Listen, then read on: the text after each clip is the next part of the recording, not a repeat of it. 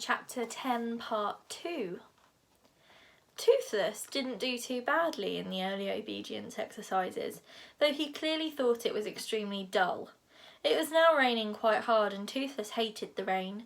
He wanted to go home and relax in front of a nice warm fire. Fireworm and Killer were going and fetching as soon as Snoutlout and Thuggery commanded, and as they were diving and breathing out fire as they did so, just to show off. Fireworm did some fancy acrobatic somersaults that had the crowd screaming and stamping their feet. "Start your hunting," yelled Gobber the Belch. Every dragon except Toothless flew out to sea. Toothless flapped back to Hiccup's shoulder. "Toothless got a tummy ache," he complained. Hiccup tried not to see his father looking surprised on the sidelines. He tried not to notice the crowd whispering to each other, "That stoic son over there. No, not the tall one with the skeleton tattoos who looks like a pig. The small skinny one who can't even control his minuscule dragon." "Don't forget, Toothless," said Hiccup through gritted teeth. "The fish. I'm going to tell you all the jokes I've ever heard. Remember?" "Tell me now," said Toothless. Help came from an unexpected quarter. Snoutlout broke off from yelling, "Kill, Fireworm, kill!" to lean over and sneer at Hiccup. "What are you doing, Hiccup? You're not talking to that newt with wings, are you? Talking to dragons is against the rules and forbidden by order of Stoic the Vast, your soppy father." "Newt with wings," repeated Toothless. "Newt with wings?" "You're not a newt with wings, are you, Toothless?" said Hiccup. "You're the best hunter in the world, aren't you?" "Too right I am," said Toothless grumpily. "You show that snot-faced Snoutlout and his snobby dragon what a real hunting dragon can do," said Hiccup urgently. "OK then," said Toothless. Hiccup heaved a huge sigh of relief as Toothless took off in shambolic fashion in the general direction of the sea. "This is too good to be true," Hiccup said to himself 10 minutes later as Toothless returned from a second trip, clearly too bored for words but dropping a couple of herring at Hiccup's feet. "In about half an hour I, Hiccup, will become a fully paid up member of the hairy hooligan tribe." It was too good to be true. Fireworm was just flying back to Snoutlout with her 20th fish, her green cat's eyes snapping with triumph, when Toothless called out, "Sloppy snob!" Fireworm stopped in mid-air, her head whipped round, her eyes narrowing. "What did you say?" hissed Fireworm. "Oh no," said Hiccup. "No, Toothless, no, don't do it." "Sloppy snob," jeered Toothless. "Is that the best you can do? It's pathetic, hopeless, useless. You nightmare. Think you're so cruel, but you're sloppy as scallops." "You," hissed Fireworm, her ears dangerously back as she crept forward through the air like a leopard about to spring, "are a little liar." "And you," said Toothless calmly, "are a rabbit-hearted, seaweed-brained, winkle-eating snob." Fireworm went for him. Toothless streaked off as quick as lightning, and Fireworm's massive jaws snapped together with a sickening crunch on nothing but thin air. Chaos ensued. Fireworm completely lost control. She plunged wildly through the air, claws out, biting anything that moved, and letting out great bursts of flame. Unfortunately, in the process, she accidentally scratched Killer, a dragon with a very short temper. Killer then attacked any hooligan dragon within biting distance. Soon the dragons were involved in a full-scale, rip-roaring dragon fight, with the boys running around shouting at them to stop and trying to pull them apart without getting themselves killed. The dragons took absolutely no notice whatsoever. However hard the boys yelled, and Thuggery and Snoutlout were very red in the face after some pretty impressive yelling. Gobber the Belch went ballistic on the sidelines. "Can somebody tell me what in Thor and Woden's name is happening?" Toothless was in his element, in this kind of chaos, dodging Fireworm's angry lunges with ease, nipping with a lovely bite at alligator here and a scratch at Brightclaw there, obviously enjoying the fight enormously.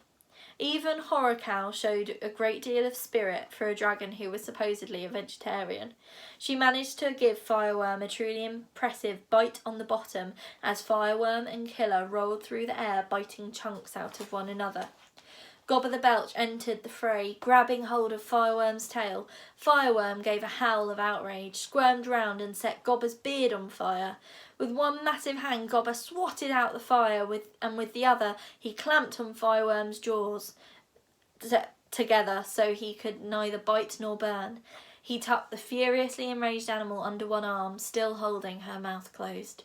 "Stop!" screamed Gobber the Belch, with hair-raising, skin-crawling, fang-dropping yell that reverberated off the cliffs, bounced off the sea, and whose faint echoes could be heard on the mainland. The boys stopped their useless screaming. The dragon stopped in mid-air. There was an awful silence. Even the watching crowd went quiet. This had never happened before. All 20 boys had shown themselves to be completely out of control of their dragons during the initiation test. Technically, this meant that all of them should be thrown out of their tribes into exile. And exile in this horrid climate could mean death. Food was scarce, the sea was dangerous, and there were certain wild tribes in the Isles who were rumoured to be cannibals. Gobber the Belch stood, lost for words, his beard still smoking. When he eventually spoke, his voice was deep with the horror of the situation. "I will have to speak with the elders of the tribes," was all he said. He dropped Fireworm on the ground. She had come to her senses now and slunk towards Snoutlout, her tail between her legs. The elders of the tribes were Mogadon and Stoic, Gobber himself and a few more of the fearsome warriors such as Terrible Toughnut, the Vicious Twins, and the hairy, scaly librarian from the Meathead Public Library. The crowd and the boys stood absolutely still as the elders consulted in the traditional elder huddle, which looked a bit like a rugby scrum. Meanwhile, the storm was getting worse. Huge claps of thunder burst over their heads, the rain poured down, and they couldn't have been much wetter if they had all jumped into the sea. The elders consulted for a long time. Mogadon got angry at one point and swung a fist at Toughnut. A twin held on to each of his arms until he calmed down again. Eventually, Stoic came out of the huddle and stood before the boys, who were hanging their heads in shame, their dragons at their feet. If Hiccup had been able to look at his father, he would have seen that Stoic was not his normal merry, violent self. He looked very solemn indeed. "Novices of the tribe," he bellowed grimly, "this is a very bad day for all of you. You have failed the final test of the initiation program. By the fierce law of the Inner Isles, this means that you should be cast out from the tribes into exile forever. I do not want to do this, not only because my own son is among you, but also because it will mean that a whole generation of warriors is lost to the tribes. But we cannot ignore our law. Only the strong can belong, in case the blood of the tribe should be weakened. Only heroes can be hooligans and meatheads." Stoic jabbed a fat finger at the heavens. "Furthermore," he carried on, "the god Thor is really very angry. This is not the moment to weaken our laws." Thor let out a great crash of thunder, as if to underline this point. "Under normal circumstances," said Stoic, "the ceremony of exile would start now, but going to sea in weather like this would mean certain death for all concerned. As an act of mercy, I will allow you one more night of shelter under my roof, and first thing tomorrow morning you will be set ashore on the mainland to fend for yourselves. From this moment forth, you are all banished and may not talk to any other member of your tribe." The thunder crashed all around the boys as they stood, heads bowed in the rain. "Pity me, for this is the saddest thing I have ever had to do, to banish my own son," said Stoic sadly. The crowd murmured sympathetically, applauding the nobility of their leader. "A chief cannot live like other people," said Stoic, looking almost pleadingly at Hiccup. "He has to decide what is right for the good of the tribe." Suddenly Hiccup was very angry. "Well, don't expect me to pity you," said Hiccup. "What kind of father thinks his stupid laws are more important than his own son? And what kind of stupid tribe is this anyway, that it can't have ordinary people in it?" Stoic stood looking down at his son in surprise and shock for a moment. Then he turned round and trudged off. The tribes were already running off the beach and scrambling up the hillsides towards the shelter of the village, lightning coming down all around them. "I'm going to kill you," hissed Snoutlout at Hiccup, Fireworm snarling menacingly from his shoulder. "First thing after we're banished, I'm going to kill you." And he ran off after the others. "I've lost my tooth," Toothless complained whinily. "Came out when I bit that fireworm dragon." Hiccup took no notice. He looked up at the heavens, beside himself with fury, as the wind scooped up seawater in handfuls and flung it in his face. "Just once," yelled Hiccup. "Why couldn't you let me be a hero just once?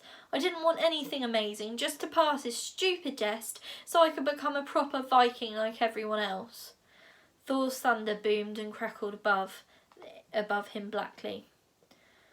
"Okay then," screamed Hiccup. "Hit me with your stupid lightning. Just do something to show you're thinking about me at all." But there were to be no bolts of lightning for Hiccup. Thor didn't think he was important enough for an answer. The storm moved on out to sea.